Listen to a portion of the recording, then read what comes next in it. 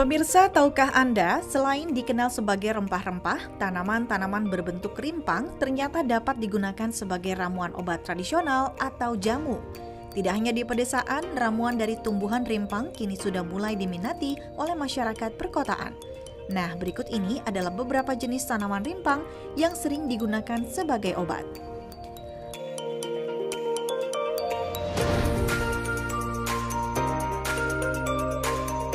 Pertama ada jahe.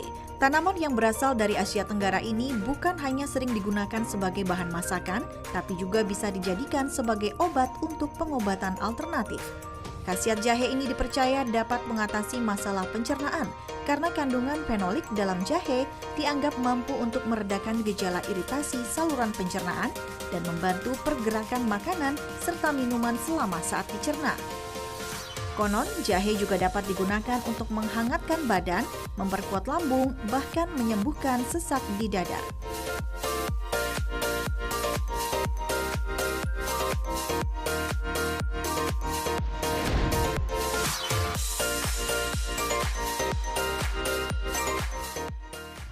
Selanjutnya ada kunyit. Bumbu masak ini sering dipakai untuk mewarnai makanan. Kandungan bahan aktif yang terdapat pada kunyit seperti kurkumin, minyak asiri, sabi nenek, dan zat warna alkaloid kurkumit diklaim berkhasiat membantu membersihkan organ pencernaan, menyembuhkan hidung yang tersumbat, amandel, dan menurunkan tekanan darah. Bagi kaum hawa, rimpang berwarna kuning ini juga dianggap ampuh mengatasi rasa nyeri akibat menstruasi.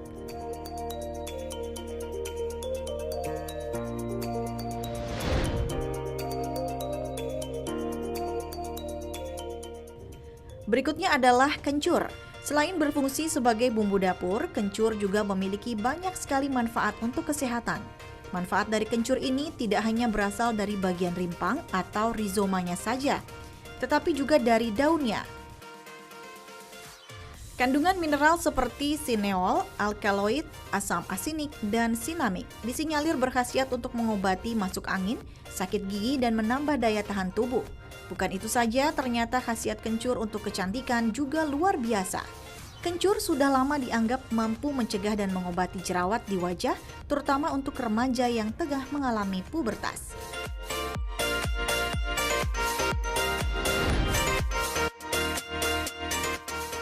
Tanaman rimpang yang juga tak kalah berkhasiat adalah temulawak. Masyarakat Sunda biasa menyebutnya dengan nama koneng gede, sedangkan di Madura temulawak disebut temulabak. Temulawak sendiri adalah jenis rimpang yang seringkali dijadikan obat untuk sakit kuning, diare, mah, perut kembung, dan pegal-pegal. Tapi dari sekian banyak manfaat temulawak, ada satu khasiat yang sudah lama dipercaya dari tanaman yang mirip dengan akar ini, yaitu untuk menambah nafsu makan.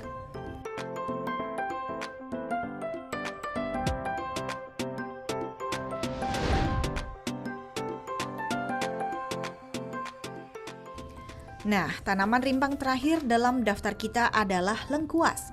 Tanaman rimpang yang satu ini selain kerap digunakan sebagai bumbu masak, ternyata juga memiliki banyak manfaat. Lengkuas dianggap memiliki khasiat untuk mencegah dan mengobati berbagai macam penyakit seperti penyakit kulit, sakit kepala, nyeri dada, bahkan tumor dan kanker.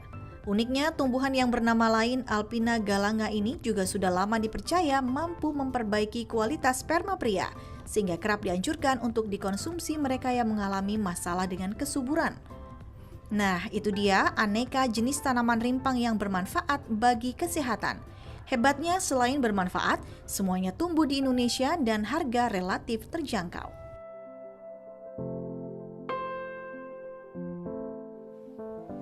Nah itu dia rempah-rempah nih sampai kita tuh dijajah gara-gara orang memperebutkan rempah-rempah ya kan. Di Indonesia tuh banyak sekali ya Dan kan. salah satunya adalah kunyit. Dan ini kalau misalnya zaman dulu ya, kunyit ini tuh sering banget dipakai untuk menghilangkan misalnya ada peradangan, luka gitu. gitu. Terus katanya banyak manfaat dan vitaminnya juga. Aku pernah sampai salah kencur sama kunyit nih ya untuk menghilangkan supaya suara tenggorokan. bisa nyanyi lagi gitu kan. Aku pakai kunyit, kuning semua giginya.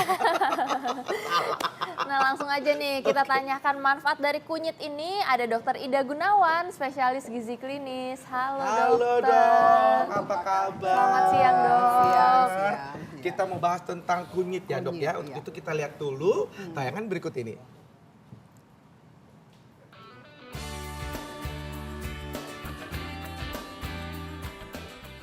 Kunyit atau kunir adalah tanaman obat yang wilayah tumbuhnya lebih dominan di Asia Tenggara. Tanaman yang satu ini tergolong dalam kelompok jahe-jahean dan temu-temuan yang di beberapa tempat dikenal dengan nama seperti kurkuma, koneng, atau konyet.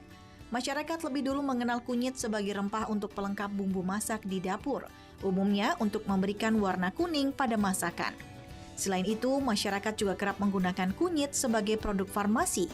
Hasil olahan rempah ini dipercaya bisa menyembuhkan penyakit seperti radang sendi atau osteoartritis. Suka. Suka. Iya, suka.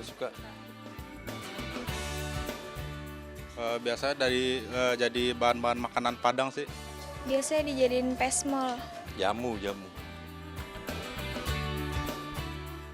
Yang saya tahu sih itu buat pencernaan, Buat mah biasanya. buat panas dalam sama mah ya kalau nggak salah.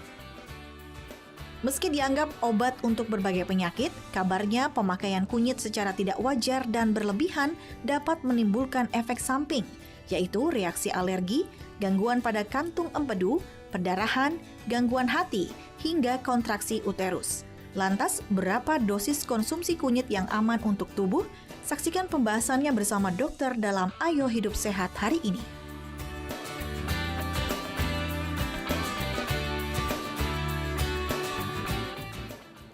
Iya. Maaf nih kita tukar posisi dulu ya. Iya, nggak apa-apa. Dan kita mau nanya dulu langsung kalau gitu. Ini sebenarnya udah ada penelitian belum sih dok tentang kunyit ini? Oh, penelitiannya banyak. Tapi penelitiannya sebagian besar pada sel kultur. Jadi penelitian laboratorium terhadap sel. Cuman clinical trial untuk manusia jumlahnya masih terbatas. Jadi penggunaan kunyit yang secara tradisional udah turun-temurun 2000 tahun yang lalu loh. Dan itu ada beberapa publish, artinya sudah dinyatakan penelitian mereka pada tahun 1948. Ini ternyata kunyit punya banyak sekali keuntungan-keuntungan medisnya. Nah, lalu diteliti. Nah, karena mereka lihat, loh kok keuntungannya banyak ya. Dan harganya murah, menjadi makanan tradisional juga atau ya bumbu-bumbu dapur. Maka diambillah penelitian ini. Sekarang mereka mulai fokus. Yang namanya penelitian kan nggak bisa langsung pada manusia. Ya. Ada tahapan penelitiannya. Mulai dari sel kultur, nanti pada hewan coba, sampai akhirnya pada manusia. Nah, sekarang mereka sudah banyak sekali penelitian pada sel kultur yang di laboratorium dan hewan coba. Pada manusia sudah beberapa yang sudah dirilis dan hasilnya cukup bagus. Oke dok, ini kan sebenarnya rasa kunyit sendiri kan agak asam dan pahit gitu ya dok ya. Tapi ini masyarakat dari zaman dulu nih percaya bahwa kunyit ini bermanfaat untuk mengatasi asam lambung dok. Ya. Ini fakta atau mitos? Nah, sebenarnya ini fakta ya. Tapi fakta yang sebetulnya dia bukan mengatasi asam lambung, tapi dia sangat bagus memperbaiki kalau terjadi luka pada lambung.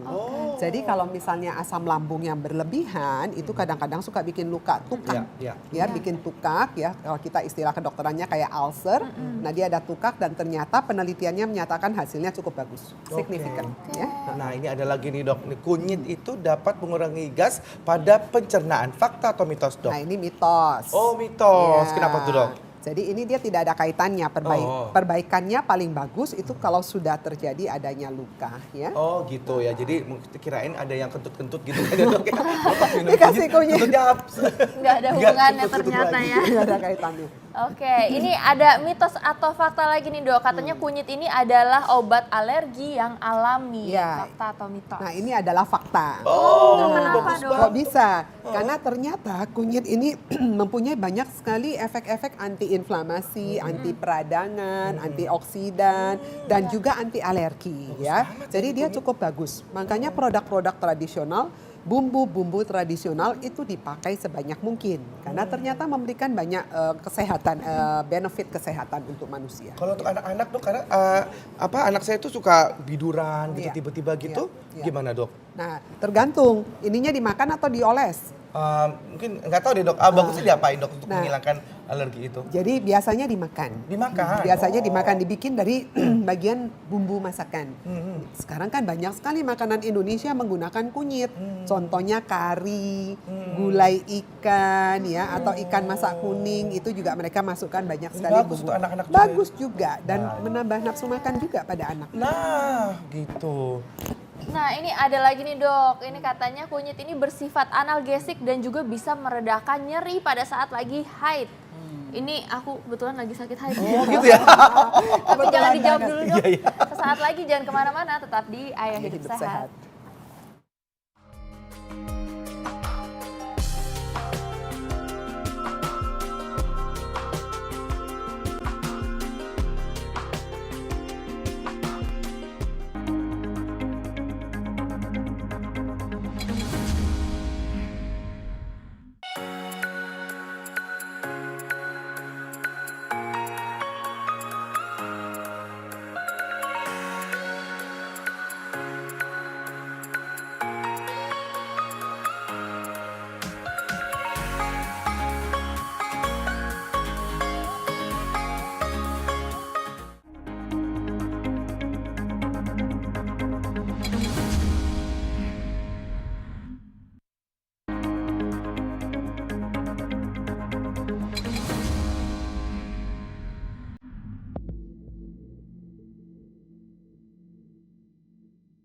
Olahan masakan berbumbu kunyit memang tidak ada habisnya. Banyak sekali koki yang telah memodifikasi penggunaan kunyit dan menghasilkan aneka sajian yang menarik.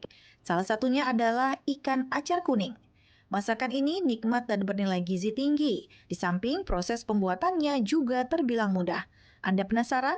Berikut cara membuat ikan acar kuning yang sederhana, mudah, dan praktis.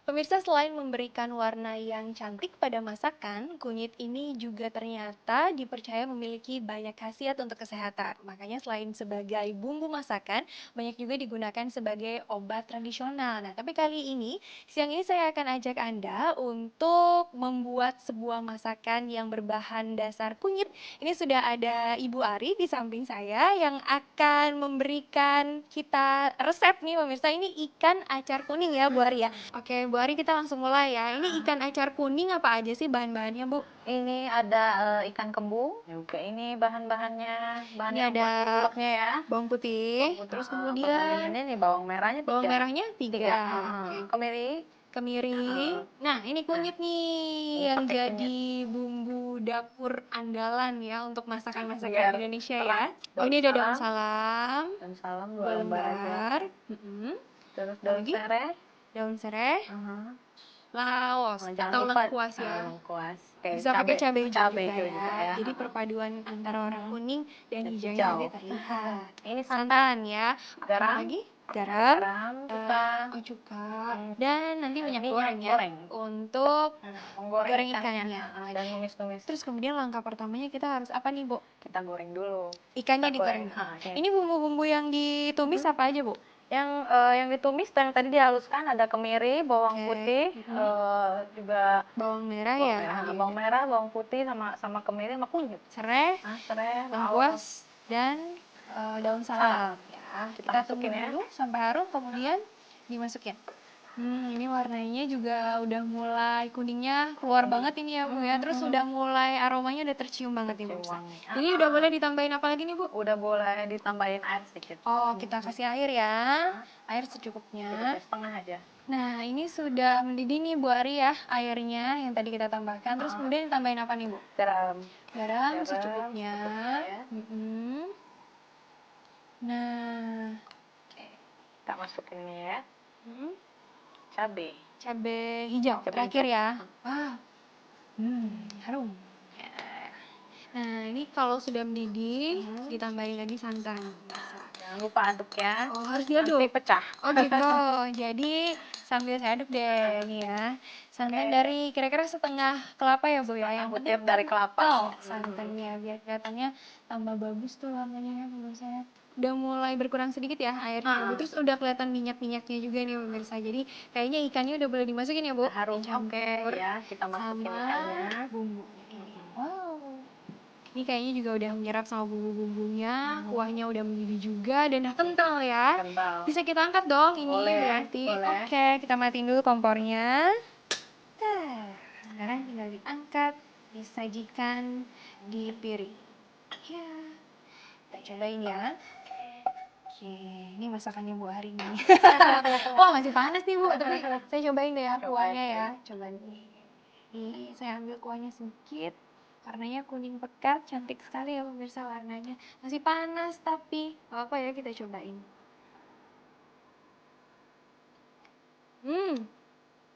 Ini enak banget. Sekarang kalau ikannya gimana nih? Coba kita lihat ya. Kalau kulitnya di luar sih sudah matang ya. Nih dalamnya juga nggak terlalu kering ya, tapi masih ada sedikit juicy jadinya gitu kalau daging tuh. Kita coba pakai kuah ya. Nah, kita cobain.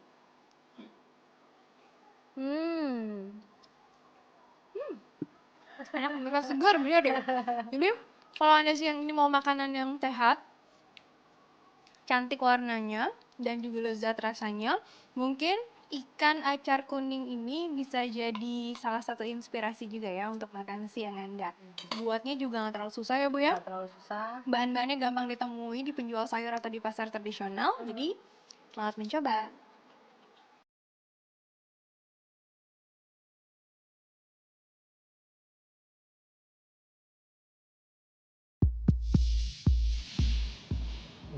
Makan siang begini ya, kayaknya itu kan tadi. Banget itu ikan acar kuning. Bisa masak? Dimakan bisa kalau dimasakin. Dimasakin ya. Ya, ini Dok, yang kunyit tadi kalau diolah masakan seperti itu tadi itu khasiatnya masih ada atau gimana Dok? Ya, jadi kalau kita menggunakan kunyit, kita harus tahu cara mengolahnya seperti apa. Kunyit ini sangat kaya akan antioksidan, antiinflamasi, pokoknya banyak anti-anti hebatnya lah gitu ya. Dan harus diingat bahwa kunyit yang berasal dari alam ini kalau langsung kita makan seperti ini, maka absorpsinya dalam tubuh tidak terlalu bagus. Ya, jadi kalau kita masukkan 1 kilo kunyit kita makan, ternyata yang diserap rendah sekali, absorpsinya jelek, kemudian metabolismenya menjadi lebih cepat dan yang dikeluarkan dari tubuhnya juga cepat. Artinya yang bertahan di dalam tubuh juga tidak terlalu banyak. Jadi harus diapakan ini? Lalu bagaimana triknya? Oh, ternyata dalam penelitian mereka lihat kunyit ini harus digabung, ada temennya. Nah, digabung paling bagus dengan black pepper. Jadi black pepper itu lada hitam. Nah, kalau dikasih lada hitam sebanyak 1 promil, jadi 1/100-nya. Misalnya, dalam kunyit ini zat aktifnya namanya polifenol kurkumin. Nah, kurkumin ini kalau kita mau pakai dosisnya misalnya 100 mg, maka harus ditambahkan si lada hitam ini 1 mg. Nah, hasilnya penyerapan di dalam tubuh itu bisa 2000 kali lebih tinggi. Ya. Jadi kalau makan kunyit harus ada lada hitam. Lada hitamnya. Biar penyerapannya lebih bagus, manfaatnya dapat gitu ya Dok. Selain si lada hitam ini juga bisa harus ada minyak. Karena dia ternyata termasuk dalam golongan yang larut lemak. Jadi jangan hanya dilarutin di air seperti itu. Ya, jadi kadang-kadang ada juga penelitian yang menyatakan ditambahkan madu juga bagus, ditambahkan susu juga bagus gitu ya. Tapi yang paling tinggi bioavailability-nya dalam tubuh adalah menggunakan black pepper. Oke Dok. Baik Dok, nanti kita coba nih. Ya. Ini ngomong-ngomong tadi kita sempat bahas nih Dok, bahwa kalau misalnya kunyit ini mengandung efek analgesik dan juga ini dapat untuk meredakan nyeri pada saat menstruasi Dok. Itu mitos atau fakta? Nah, kalau buat menghilangkan nyeri pada saat haid, ini memang penelitiannya tidak ada ya. Jadi ini adalah mitos ya. Tapi kunyit ini punya efek yang sangat bagus untuk analgetik. Tapi analgetik apa? Analgetik pada artritis, pada nyeri sendi. Nah, suka dengar orang tua kalau lagi musim hujan nih ya, dengkul sakit, kaki sakit semua. Pasti yang dicari apa? Kunyit. Nah, ternyata turun-temurun sudah dikatakan ini hasilnya bagus. Dan penelitian manusia membuktikan bahwa memang hasilnya bagus. Tapi dosisnya tinggi. Nggak bisa kalau cuma 1 sendok. Penelitian pada manusia dia menggunakan 2 gram kurkumin. Kurkumin itu bukan kunyit loh ya, tapi zat aktif yang ada di dalam kunyit. Artinya si kunyit ini harus diolah dulu, kemudian diekstrak dulu kurkuminnya sebanyak 2 gram. Begitu, baru ada khasiatnya. Baru ada khasiat. Baik dok, nah ini fakta mitos berikutnya yang berada di masyarakat dok, itu kunyit itu adalah bisa menetralisir racun dari tubuh. Ya. Fakta atau mitos itu dok? Nah ini adalah fakta. Kok bisa? Biasanya yang kita Fakta. sebut sebagai penetralisir racun adalah antioksidan, anti racun, anti inflamasi untuk detox. Iya betul sekali, karena dia kaya sekali antioksidan. Ya, salah satunya ya kurkumin itu, polifenol. Sebetulnya ada 3 yang ada, tapi yang paling dominan adalah kurkumin. Kurkumin Ya. tersebut. Oke, baik dok. Baik dok. Ini masih ada mitos atau fakta berikutnya, katanya kunyit ini dapat mengendalikan gula darah. Fakta atau mitos dok? Ya, ini adalah fakta. Fakta. Tapi Wow. harus Ya. diingat, jangan kalau mengendalikan terus berpikir, saya makan kunyit aja, nggak Supaya- usah minum obat dokter. Salah.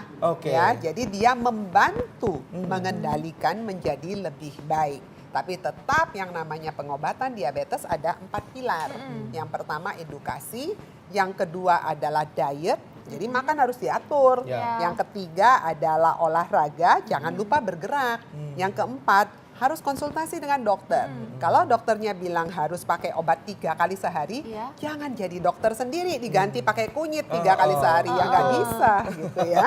Nah kemudian kalau misalnya kita mengkonsumsi kunyit dengan gula, gimana tuh dok? Ya, hasilnya bagus juga, madu ya yang Ya. mereka teliti, jadi meningkatkan bioavailabilitasnya. Maksudnya penyerapannya di dalam tubuh jadi ikut naik. Oke, baik. Nah ini ada kunyit adalah anti peradangan. Fakta atau mitos dok? Nah, ini adalah fakta. Jadi Oke. dia sifatnya anti-inflamasi. Ini banyak faktanya nih yang ini bagus ya. Fakta, ya. Jadi bisa dipakai untuk radang-radang sendi itu loh. Itu kan kalau lagi iya, sakit iya, sampai iya. nggak bisa jalan. Nah, coba dibantu dengan ekstrak dari kurkumin tadi. Nah itu digunakannya gimana nih dok? Dioles atau diminum kah? Nah, penelitian mereka adalah dibentuk kapsul. Jadi dipakai karena gramnya 2 gram. Jadi ekstraknya itu ya, Dengan dok, ya? zat kurkuma tadi ya. Kurkumin Ya. tadi ya. Oke, baik. Nah ini ada lagi kunyit mengandung zat antibakteri dan anti jamur. Fakta Ya. atau mitos tuh dok? Nah, ini adalah fakta. Fakta lagi. Jadi tahun Waduh, banyak banget, bagus ya. 1948 ini sudah ditemukan bahwa si kunyit ini bisa punya efek antibakteri nih, anti jamur ya. Sampai mereka membuat menjadi ointment, salep. Nah, ya. Kuning-kuning semua tuh. Nah, mereka sudah olah olah, sedemikian ya diambil zat jadi- aktifnya Oh, aja. oke. Jadi nggak akan kuning-kuning ya dok ya? Ada itu ya zat itu tersebut. ada. Oke. Oke, masih ada nih. Ini katanya kunyit diyakini dapat menghambat pertumbuhan kanker. Wah, Ya. fakta atau mitos ini dok? Nah, gini. Kalau diyakinin ya betul itu adalah fakta ya. Cuman penelitian ini masih terbatas pada penelitian sel kultur yang tadi saya bilang. Banyak sekali untuk kanker head and neck ya, head and neck artinya kepala leher, kemudian kanker untuk saluran cerna kolorektal ya, kolon, lalu kanker untuk payudara, itu juga penelitiannya bagus sekali di sel kultur ya. Penelitian pada manusia mereka sedang lakukan. Ada yang memberikan hasil yang bagus, tapi ada juga yang stuck. Jadi yang diem gitu ya. Jadi nggak seindah yang ada di sel kulturnya. Ya, kita harapkan harusnya lebih baik Lebih ya. baik ya dok ya, mudah-mudahan ya. Ya. Baik, nah ini ada lagi nih dok, konsumsi kunyit dapat menurunkan berat badan. Ini pas banget nih buat saya nih dok. Ya, betul. Lagi nurunin berat badan. Ya. Fakta atau mitos dok? Nah, ini mitos. Ya, sayang sekali. baru juga mau Iya. konsumsi dok kalau Nah, fakta dok. Ya mitos cuman mungkin ya. Ini udah pernah belum makan kunyit? Pernah dok, itu tadi saya makan kunyit gara-gara salah kirain buat bisa menghilangkan leher, ya. radang tenggorokan, jadi kuning semua gigi saya dok. Rasanya apa ini? Rasanya ya agak Asam pahit asam Pahit-pahit ya, ya, betul, ya, Dok. rasanya pahit. Nah mungkin rasa pahit inilah yang membuat orang jadi nggak kepengen makan. Mungkin. Oh, Tapi oke. faktanya kalau turunkan berat badan tidak. Tidak. Tapi kalau bagus untuk obesitas dalam arti menurunkan efek inflamasi. Jadi gini, orang gendut itu jangan pikirnya enak loh ya. Gendut itu lemaknya banyak. Lemak ini ternyata mengeluarkan banyak kode-kode atau signal-signal yang bersifat inflamasi. Makanya kenapa semua penyakit banyak dikaitan dengan obesitas. Jadi kalau orang gendut, oh ya pantas aja kamu kena jantung, habisnya gemuk kan gitu ya. Karena dia mengeluarkan signal-signal inflamasi. Nah, si kunyit ini dalam penelitian dia bisa menekan inflamasi signal. Jadi kalau dia keluarin kode sama kunyit ditutup, kodenya nggak nyampe toh ya. Nah, itulah efeknya. Jadi dia bagus menurunkan antiinflamasi, tapi tidak untuk menurunkan berat badan. Oke, baik, Dok. Nih terakhir nih dok, tips-tips untuk masyarakat nih, sebanyak apakah seharusnya konsumsi kunyit setiap hari dan bagaimana cara mengolahnya supaya mendapatkan manfaat yang paling maksimal nih dok? Ya baik, jadi sebetulnya kunyit ini adalah bumbu tradisional yang udah dipakai turun-temurun, artinya cukup aman ya. Jadi semua yang back to nature yang dari nabati umumnya aman. Nah ini berapa banyak kita biasa gunakan hanya sebatas bumbu saja ya, itu boleh digunakan atau batas minuman tradisional, kunyit, asam dan sebagainya. Dan yang harus diingat bahwa kunyit ini penyerapannya dalam tubuh menjadi baik kalau ada temennya. Jadi dia jangan disuruh jalan sendiri ya, digandeng. Nah, yang gandengan paling tinggi menggunakan si lada hitam. Oh, gitu. Nah, tapi selain lada hitam bisa nggak gandengan lain? Bisa pakai madu sedikit. Jangan berlebihan karena madu tetap adalah gula ya. Kemudian jangan lupa diminumnya kapan? Terbaik habis makan. Nah, tadi lihat nggak banyak resep ikan kuning tadi itu ya. Nah itu kan pasti ada lemaknya, ada bumbu yang digoreng. Nah jangan lupa ketemu dengan lemak karena dia larut dalam lemak supaya absorpsinya menjadi lebih tinggi dalam tubuh kita. Ini masih ada penasaran nih saya dok, ini banyak perempuan nih katanya ya sering mengkonsumsi kunyit asam ini tiap hari gitu. Itu gimana tuh dok efeknya? Dok? Kunyit asam sebetulnya bagus ya, itu minuman tradisional ya. Karena kan dia udah biasanya kunyit asam kan nggak mungkin nggak ada gulanya. Pasti mereka tambahkan ada madunya biasanya ya. Nah itu meningkatkan absorpsinya juga. Monggo aja dipakai. Yang penting pertama harus diingat bahwa madunya jangan terlalu banyak, takutnya gulanya. Yang kedua, selama dia tidak menimbulkan keluhan lainnya, kadang-kadang pada orang yang nggak kuat, dia bisa menimbulkan gejala pencernaan. Rasanya kok perutnya rada kembung ya, suka nyeri, ya kadang-kadang kuning sampai ke tangan-tangan. Nah kalau tidak ada keluhan, monggo diteruskan. Tapi kalau ada keluhan, sebaiknya stop Dihentikan. dulu. Ya. Oke baik, terima kasih banyak dok. Terima kasih, terima kasih. Baik. Nah ini Kak Bekti, Ya. di segmen berikutnya nih kita akan membahas soal sponge nih Kak Bekti. Pas SpongeBob. SpongeBob SquarePants. Sponge yang Ngomongin buat cuci piring Nah, gitu loh. ada apa itu dengan sponge kok pakai dibahas segala? Nah kita lihat aja saat lagi, jangan kemana-mana, tetap di Ayo Hidup Hidup Sehat.